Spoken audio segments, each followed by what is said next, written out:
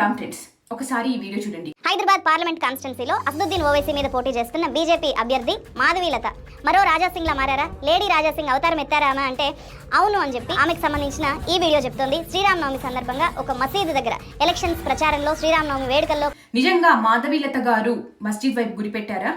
ఒకసారి మళ్ళీ వీడియో చూడండి. ఎటువైపు పెట్టారు? కెమెరా ఎటు తిప్పితే మస్జిద్ ఉంది. రామనవమి శోభయాత్రలో ఆకాశం వైపు చూపిస్తూ శ్రీరాముడి యొక్క ధనుర్విద్యని చిత్రీకరించని నిరూపించడానికి ఈ వీడియో తగినంత సాక్ష్యం. దీనిని మతోన్మాదం అని ఇలాంటి అమ్ముడుపోయిన అర్బన్ నక్సల్లు జనాలని రెచ్చగొడుతున్నారు, ముఖ్యంగా ముస్లిమ్స్ని. దానికి ఆవిడ స్టేట్మెంట్ కూడా రిలీజ్ చేశారు మాధవీలత గారు.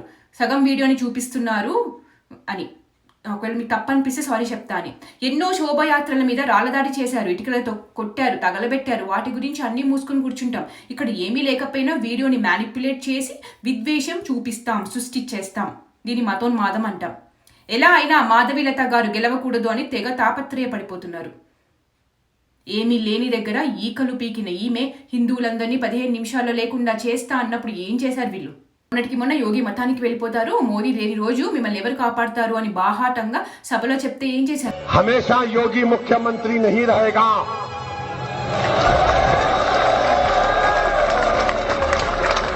हमेशा मोदी प्रधानमंत्री नहीं रहेगा। और हम मुसलमान वक्त के एतबार से खामोश जरूर हैं, मगर याद रखो हम तुम्हारे जुल्म को भूलने वाले नहीं हैं। हम तुम्हारे जुल्म को याद रखेंगे। अल्लाह अपनी ताकत के जरिए तुमको निस्तो नाबूद करेगा इंशाअल्लाह ताला। और हम याद रखेंगे, हालात बदलेंगे, जब कौन बचाने आएगा तुमको।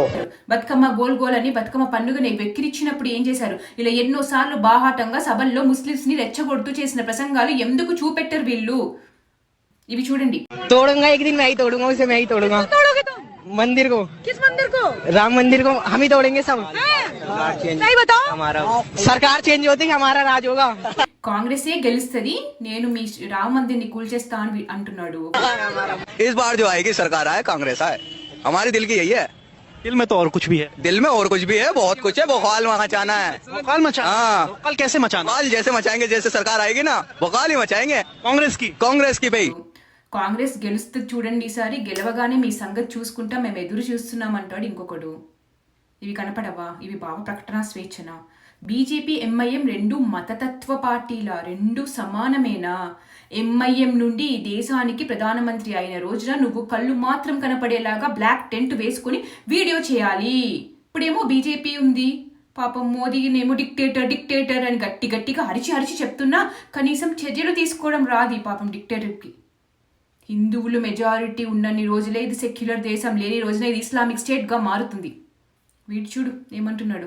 देखिए बस एक कदम और बढ़ाइए और पूरे भगवा का सफाया जो है यहाँ से हिंदुस्तान से हो जाएगा।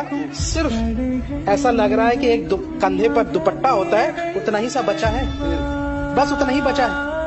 ये भी साफ ఈ పార్ట్స్ లో గనక, ఈ రాష్ట్రాల్లో గనక బీజేపీ రాకపోతే అయిపోయింది ఇంకా దేశం పని, మేము చూసుకుంటాం అంటున్నాడు. కాంగ్రెస్ ఎంఐఎం రెండు మతతత్వ పార్టీలు, ముస్లిమ్స్ కి కొమ్ము కాచే పార్టీలు ఇవి రెండే. ఒకే కాయిన్ కి రెండు సైడ్లు ఇవి రెండు. కానీ కాంగ్రెస్ ని అసలు వదిలేస్తారనమాట, ఎందుకంటే వీళ్ళు కాంగ్రెస్ సపోర్టర్లు కదా. మన దేశంలో నిజాయితీ గల నాయకులు అని చెప్పి కేంద్ర ప్రభుత్వం బహుశా భావిస్తుండొచ్చు. అందుకే వాళ్ళని చెప్పకనే క్లీన్ గా ఉంచింది, ఏ దాడులు ఎదుర్కొనివ్వకుండా. Congress, DMK, Mamata, TMC, MIM, communist party, ఇలా ఎన్నో పార్టీలు, బీజేపీకి ప్రతిపక్ష పార్టీలు.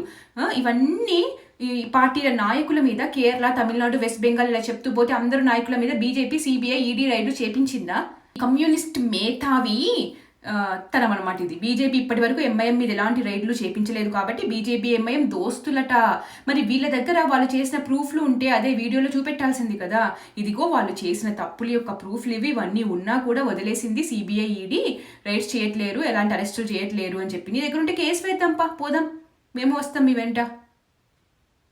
అబద్ధాన్ని ఎంత కాన్ఫిడెంట్గా చెప్తారో వీళ్ళు.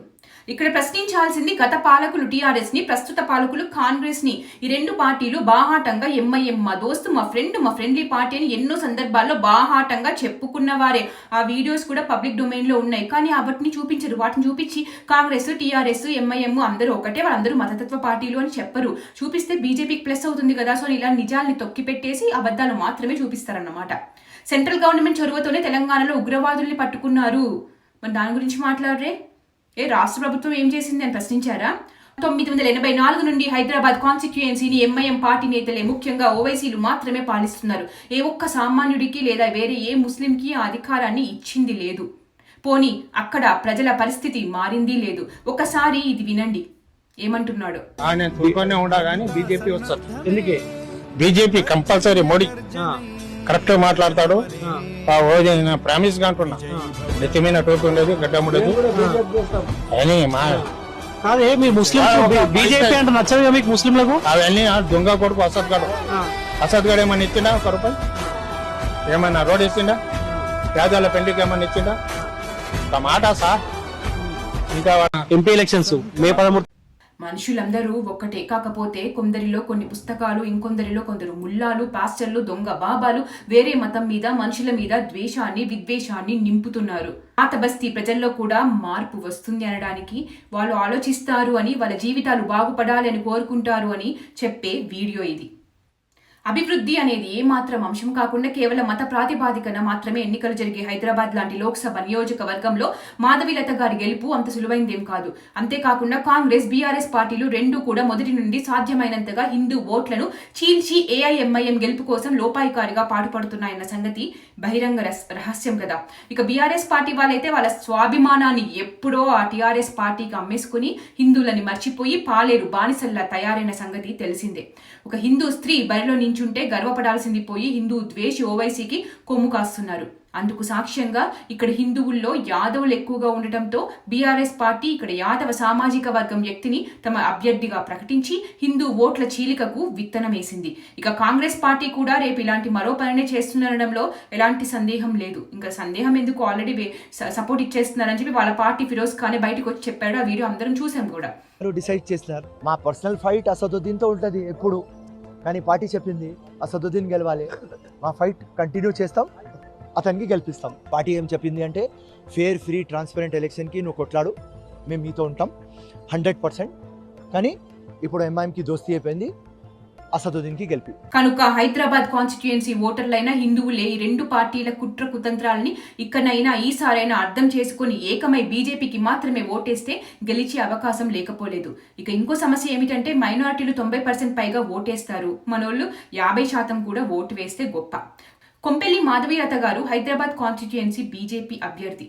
Thousands of candles can be lighted from a single candle and the light of candle will not be shortened. ఒక దీపం నుండి 1000 దీపాలు వెలిగించొచ్చు, ఆ మొదటి దీపం వెలుగు తరిగిపోదు అని చెప్తూ తను ఒక సమిధలా చేతనైనంత సాయం చేస్తాను అని లతామా ఫౌండేషన్ స్థాపించారు.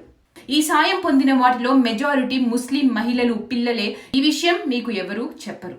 ఇది వినండి. సంఘానికి కంప్లైంట్ చేస్తే దాన్ని మాధవీలత తనకు అనుకూలంగా మలుచుకున్నారు. ఈ ఓట్లను తొలగించాల్సింది అని చెప్పి ఆమె ఇప్పుడు డిమాండ్ చేస్తున్నారు. అవన్నీ బోగస్ ఓట్లే అని చెప్పి తేలితే గనక ఎక్కువ లాభపడేది మాధవీలత. లాభం అంట. నువ్వు నిజంగా ఒక జర్నలిస్ట్వి అయితే ఇక్కడ అనాల్సిన మాట ఈ దొంగ ఓట్లు ఉండడం అప్రజాస్వామికం, దీనిని ఏ ఒక్కరూ సమర్థించకూడదు. I request EC to look into this matter and kindly delete those votes అని చెప్పాల్సింది వీడియోలో. కనీసం ఒక జర్నలిస్ట్ అయితే నువ్వు అలా అంటే నువ్వెందుకు అమ్ముడుపోయిన చైనా విత్తనం అని పేరు తెచ్చుకుంటావు? కావు కాబట్టే దీంట్లో కూడా బుద్ధి చూపించావు. అండ్ బర్నాల్ కొనుక్కోండి, మాధవీలత గారు విజయం సాధించారు. పాత బస్తీలో ఉన్న దొంగ ఓట్లని ఈసీ డిలీట్ చేసేసింది. 5 లక్షల పేర్లు తీసేశారు. దాంట్లో 54,259 ఓట్లు డూప్లికేట్స్ అని 2 ఓట్లు ఉన్నాయట. ఇంకొకటి 47,141 ఏమో చనిపోయిన వాళ్ళ మీద ఓట్లు ఉన్నాయట. సో ఆల్రెడీ తీసేశారు, మీరు బర్నాల్ వాడుకోవడం బెటర్. రజాకర్ మజ్లిస్ ను ఈసారి ప్రజలు బొంద పెట్ట తలుచుకున్నారు. ఆమె ఓటమి లేని మజ్లిస్ మహిషాన్ని చెండాడబోతున్న అపర చెండి. ఆమెకు పార్టీలకు అతీతముగా మద్దతివ్వాలి. ఇక ఈ పోటీలో మాధవీలత గారు గెలవచ్చు లేదా గెలవలేకపోవచ్చు కాక, కానీ ఆమె దేశ ప్రజలందరి హృదయాలని మాత్రం గెలిచిందనడంలో మరో సందేహం లేదు. I wish all the best Madhavilatha గారు. ఇప్పటికైనా పాత బస్తీలోని హిందువులు ముస్లింలు అందరి తలరాతలు మారాలని, వాళ్ళు కూడా డెవలప్మెంట్ చూడాలి అని నేను కోరుకుంటున్నాను. ప్రతి ఒక్కరూ యునైటెడ్గా మీ తలరాతని మార్చుకునే ఓటు హక్కును ఉపయోగించుకొని ఓటు వేయండి. చేంజ్ తెచ్చుకోండి మీ జీవితాల్లో. జై భారత్, జై హింద్.